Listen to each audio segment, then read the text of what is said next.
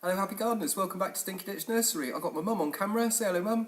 Hello again. And we're talking agapanthus. I've already shown a video of how to propagate them from seed to get them germinated. And mum, if you spin in here a minute, these are seeds that I planted in October that have just started germinating. Now, I haven't got anything to give an example here, so we will wait until these are about 4 to 6 inches high.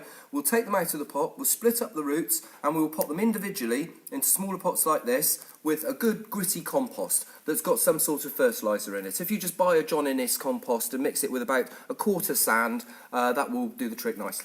We want to plant it into this, and then we want to wait until this pot is completely root bound. And when that's completely root bound, we pot it up into a next size pot, up into a litre pot, and leave it for another year. And you will have one of these. As you can see, we've got a broken leaf there. As you can see, it's really sprouted up, and the pot, if you can get the thing in there, show the people, it's really trying to burst out of it. It's really trying to burst out of it. That's what we want. Now, they're quite hard to get out of the pot when they've got that much root on, so I always just cut them out with a nice sharp knife. So, if we get a bit of a cut going there, then rip them out, and there you can see the roots have completely filled the pot up there. And this is what we're after. This root restriction will encourage it to flower. The plant will think it's going to die, it will think it has to reproduce, so it will set flower to create seed to have babies. So when we pot these up, we don't want to pot it up into a very big pot.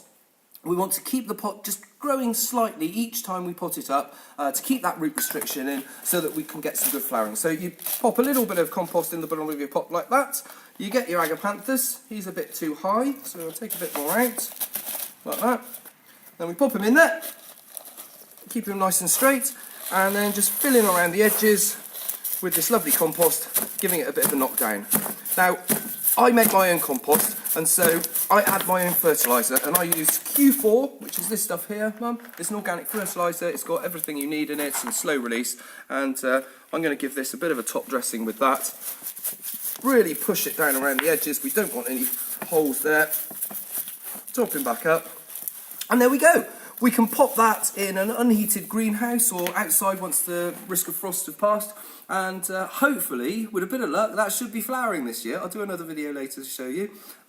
If you're planting them out into planters, don't plant them into a big planter.